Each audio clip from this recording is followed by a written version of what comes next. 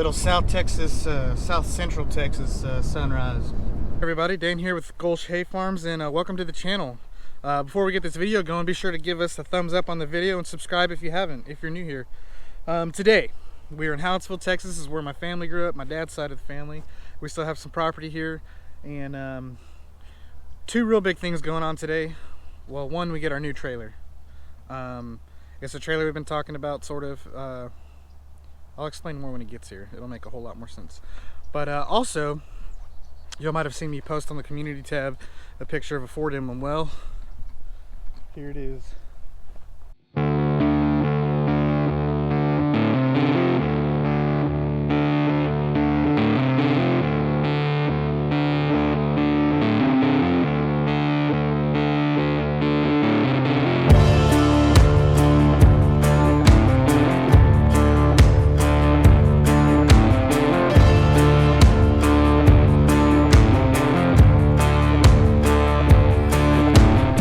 Bit the bullet on a new, new to me, Ford F-250, a 2017. Got a good deal on it, couldn't pass it up. Don't get me wrong, still love the Dodge, and I still have the Dodge, or the Ram, the 4500. I'll probably always keep it now. I was tossing around selling it a few months back, and decided it's too good of a truck to get rid of. So, I was driving back and forth between work. This is, the Gulch Hay Farms is all part-time. It's what we do on the side. Mainly because we enjoyed it, and two, we get a little kickback. But my main job, I work in town in San Antonio, and I was driving back and forth to work in a little car, Lexus RX 350. I'll post it right here. Great car, nothing wrong with it. Had 95,000 miles on it. Ended up being a great car. Only thing is I couldn't haul trailers with it. I couldn't put stuff in the bed or on top or on the luggage rack or whatever. It just wasn't suitable for me in all aspects of what I needed it to do. So I bought this 2017 Ford F-250, 40,000 miles, 6.7 diesel, Powerstroke. I was gonna say Cummins. Silly me. Came with the toolbox and fuel tank. These are coming off. I don't need them on here. We're actually going to probably put it on the new trailer that we're getting delivered here in about an hour. Came with the gooseneck ball. It's going to be my commuter back and forth to work, and then, you know, I'll be able to do stuff on the side with it. You know, if I need to go deliver some hay on a small trailer, or my wife needs something picked up at the furniture store because she's always buying stuff at the furniture store, I can go pick that up. You know, things like that. So it is 100% stock, except for the toolbox, fuel tank, and grill guard. It's not leveled. It's got all the emissions intact. I bought it on a Saturday and Sunday. We were driving it around, and I actually got the death wobble.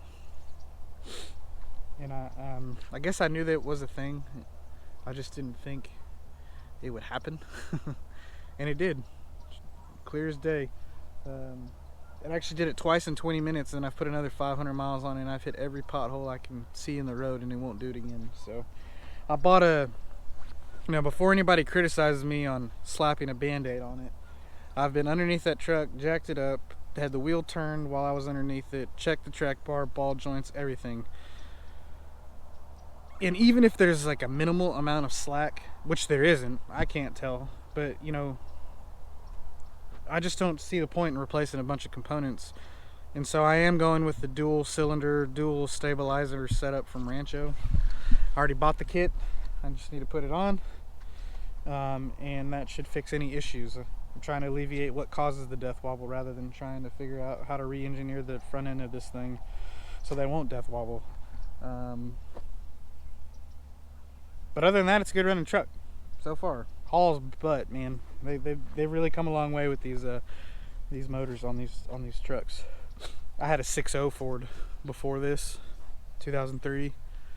It was freaking terrible, terrible. Plan on putting 35s on it. Actually, like 285, 75, 18s. They're almost 35s. They're like 34.8 inches. I'm gonna level the front out. I'm gonna put some either airbags or those Timbren load supports down here in the rear axle. You know, I'm gonna change the grill guard out for a front end replacement. Probably the bumper alarm. Might put a headache rack. You know, I just kind of want to set it up the way I want it. And I told my wife that I'm going to have this truck for a very long time. So yeah, that's pretty much it. 2017 Ford F-250. Good truck. Ford does have an issue with their death wobble. They got to figure it out. Apparently, I talked to the dealership who I bought it from, and he's like, man, I hate to tell you this, but we have two 2019 models with the same issue, and they both have less than 10,000 miles on them. And he's like, all we're going to do is throw OEM parts at it and see if we can't fix it that way. He said typically it's track bar, typically it's a steering stabilizer going out. But he couldn't give me a solid answer as to what it really was causing the issue. And so after doing tons and tons of research, and mind you, I've had two trucks with death wobble and they're both Rams. So, I mean, I think they all do it, all straight axle trucks do it, but it just kind of sucks that I bought a truck and put 100 miles on it and then it started death wobbling. But I know I'm gonna get some comments in the video about, oh, Ford this, Ford that, but. All right, the guy just left. I haven't been this excited about a trailer in a long time. But man, check this thing out. Oh, my dad's texting me, he wants to know all about it. Should've come, should've come. Here it is, ladies and gentlemen. Our new 20-foot lowboy trailer.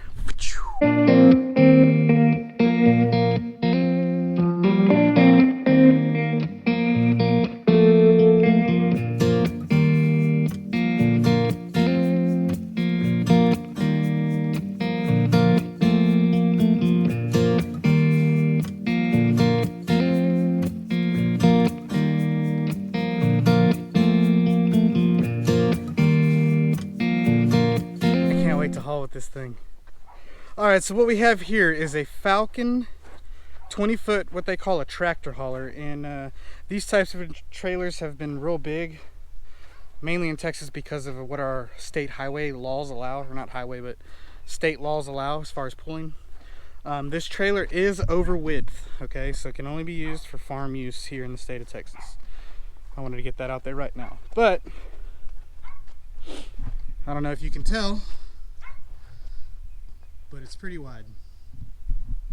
So instead of your standard lowboy that might be 80 something inches in between the rails, this is 96 inches rail to rail. I think overall width, I don't know, might be 100 and, you know what, I'll get a tape measure, probably 115. But anyway, a guy by the name of Brett Hawkins out of Carthage, Texas helped me out with it. There are other brands out there that do the same style trailer, and they might have been the first ones to do it. He's actually out of Anderson Tractor Sales, Carthage, Texas. Found him on Facebook. We've kind of been chatting for a while now, but he started putting these together with the Falcon group, the Falcon Trailers folks, and he's like, I can build one of those. And so he started building one. He built them a little better, in my opinion. You know, square tubing all the way around. I think underneath like is on 12-inch centers. Just a heavier trailer. It looks like they did a great job. We're excited to use it. I'm ready to load something heavy on it. And so some of y'all are going to have the question, well, why do you need a wider lowboy trailer? Why isn't the deck over trailer fine enough? Well, I'll tell you. And that is because all of our implements that we use are tow behind. They tow behind the tractor, and it has been a royal pain in our hiney hole to load up the tractor. Well, no, take a step back. Unhook the implement in the tractor from one another, load up the tractor on a flatbed, haul it to our next location, then come back and or have another pickup follow me with the implement hooked to the other truck. If I don't have a friend or my dad's not there, I'd need to come back and hook the implement up to my truck and drag it to the next location. What this trailer will allow us to do is to pull the tractor up on here with the implement hooked up, and the implement will then drag behind, hooked to the tractor. Now, before I get any flack for this, people have been doing it for a long time. It is completely safe. We will have safety chains hooked from our implement to our tractor. We'll have the tractor tied down as rigorously as possible. But we can't get on the highway or anything with this. I mean, this is like toting around. I mean, some of our patches are 10 to 15 miles between each other, and sometimes roading a tractor is not an option. maybe, I mean, some are, you know, some of our fields are 40 miles.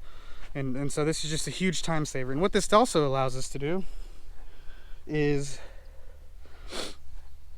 it's a one-man show now, right? You know, instead of needing 2 people or taking forever in a day to just move equipment, you can literally spend that time in the field cutting hay or baling hay, what actually makes us money. So I'll wake up in the morning, I'll load the tractor in the mower, chain it down, hit on down the road, unload it, mow, and then I get to come home for the evening with the tractor on there, instead of shuffling equipment around or doing whatever we need to do. So that's just one example. Obviously, it being 96 inches inside rail to inside rail, we can still haul our 4-foot wide bales. We can stack 2 wide on here, squish them in there, and it'll actually probably haul 14 or 16 round bales for us. That's another plus. So not an ideal hay hauler, but at least we're at least able to get some capacity out of it. I mean, look at this thing, it's gorgeous.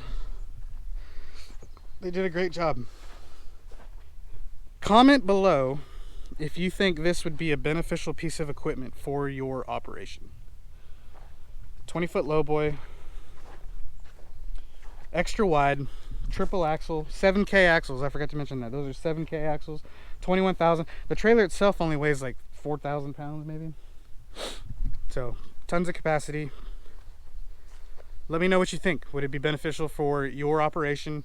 And it doesn't have to be custom hay baling. It can be anything. I mean, think about how easy this is just to load a tractor up. Never mind the implements. I mean, not having to flip over those god-awful heavy-ass ramps that we have from Texas Pride. They're beefy and they hold up, but Jesus, busting a groin. So I mean, check that out. They're rigid. They stay in place. They're braced underneath.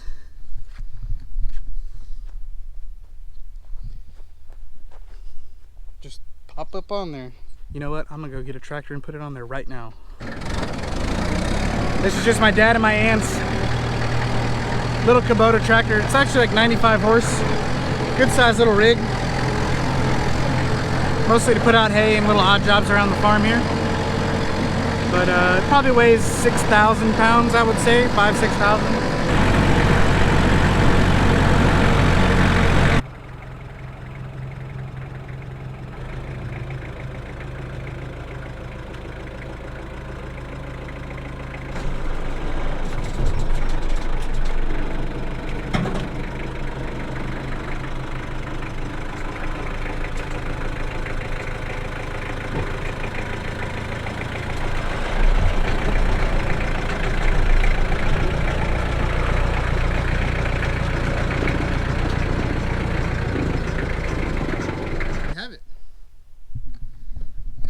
How cool is that? I don't think it scooted the truck any. All I had it was in park. Probably could set the parking brake and maybe put in 4-wheel drive. I don't know. It did fine. So there you have it. Loaded up, ready to go. So yeah, that's, I mean, just hauling a tractor, it makes life so much easier. You don't have to flip any ramps. You just kind of pull up and get after it. And just imagine our implements hanging off the back here. I know I'll be making videos about how we haul or we utilize this trailer, and it's gonna be awesome. So stay posted for those, and don't forget to comment if you think this trailer would make a vast improvement on your operation. If you think so, you can always ask the question. My email is always in the description below. You can drop a comment. I try to answer as many as I can, and we can get you in touch with the right person who helped me out with this one. So he was really easy to deal with, nice guy, painless. Wired him the money, and he set up a guy to come haul it down here. So can't beat that. Once we're back on the road and back home, we'll take another walk around it. Maybe we'll actually load one of our tractors up that's already hooked to equipment.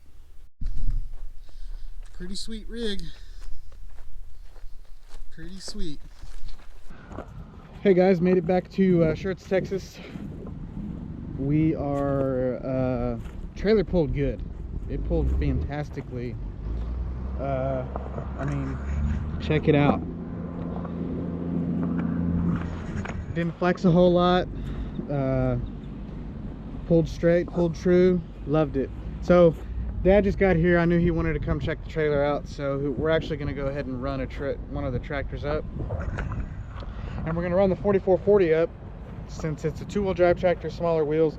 We were a little skeptical that we might have some trouble loading that tractor with these style ramps, but I mean, that's really not that high off of the ground. Here's a good view of it. I don't suspect that it's going to have any trouble climbing that. Here he comes.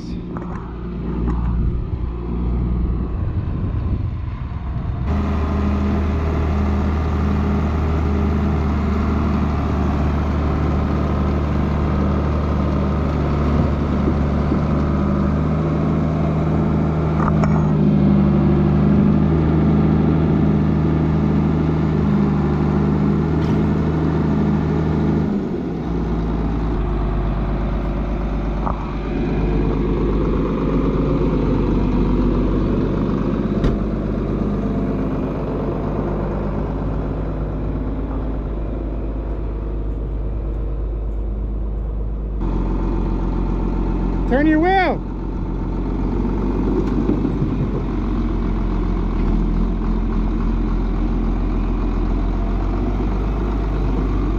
Well, that's all she wrote for that one. He loaded up perfectly. I actually kind of brought the tail end of the truck in the air, but that's all good. All right, guys. Well, that's all she wrote. Truck's unhooked, or trailer's unhooked. Just shooting the breeze with Mr. Wayman and my good buddy Matthew and my dad, and just talking. But anyway, thanks again for watching, folks. It means a lot that our channel does well and people enjoy it. I mean, I don't know what to tell you. Can't thank y'all enough. Be sure to like and comment if you have any questions. Don't forget to comment if you think that trailer would be beneficial for your operation, whether it's custom haying or farming in general or toting around equipment, whatever it may be. Just let us know. And my wife is texting me like crazy right now. We love you guys. Thank you. Can't thank you enough. Woo! We'll see you later.